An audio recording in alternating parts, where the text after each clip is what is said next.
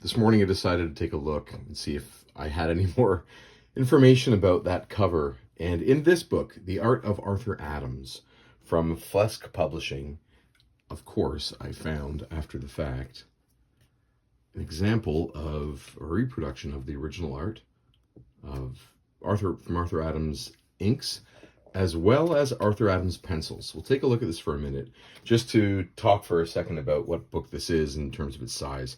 You know, it's a 13-inch by 9-inch soft cover that I picked up. I think there was a hardcover that was maybe a crowdfund or pre-order, and I was not on with that, but I do get the soft cover. I believe I got this from, oh man, maybe Strange Adventures out in Halifax. So, taking a look first at the pencils. Note a couple differences here. Really obvious differences: Wolverine's arm position.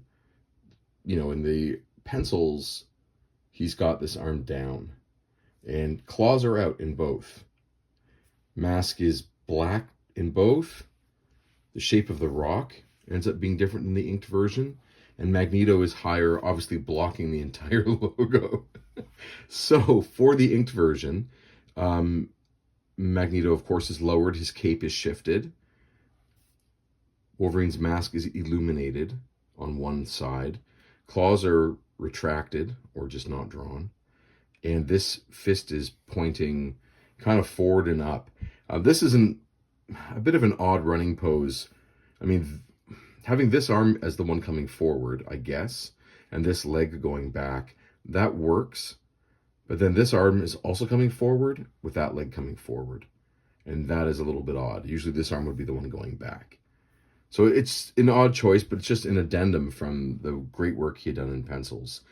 And I get why they shifted it. Like, there's no confusion there, you know, having his claws down. Or having him run with both arms down with no claws is a little bit strange. I didn't spot any other major differences between the pencils and inks. I find this kind of stuff absolutely fascinating.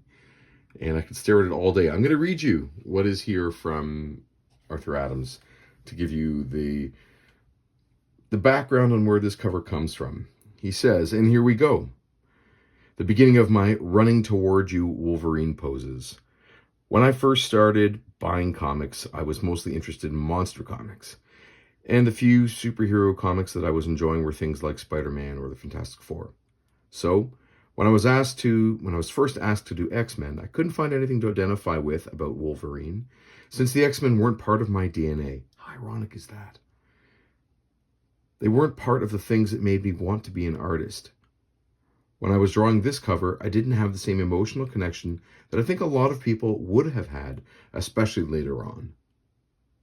This is another cover that Annie Nocenti assigned to me. She was always so generous to me. This comic was going to be a big deal for Marvel. They wanted a cover similar to the one used for X-Men 173 by Paul Smith. She said, "We don't want you to copy this, of course, but we want something like this." Then this led to the poster of Wolverine running toward you, because they asked me to do another version for that. That poster image of Wolverine ended up on t-shirts and everywhere. This feels like a template for so much of the work that Arthur Adams has done. I think the example of that poster is in here too, or at least the penciled art. Or maybe I should say the inked art. There it is. So that's the version he redid. And that's in 1986 with Terry Austin on inks. But obviously that idea of the crouched Wolverine with the claws out. Legs are switched. A lot's different. Mask is in full black. But you can see its DNA is right there.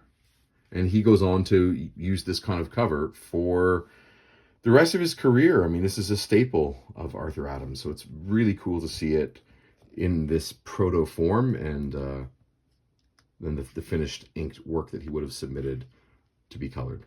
There you go. Great book, by the way, if you're ever into process and Arthur Adams' original stuff. But there you go. Thanks for giving me the chance to do this addendum. Cheers.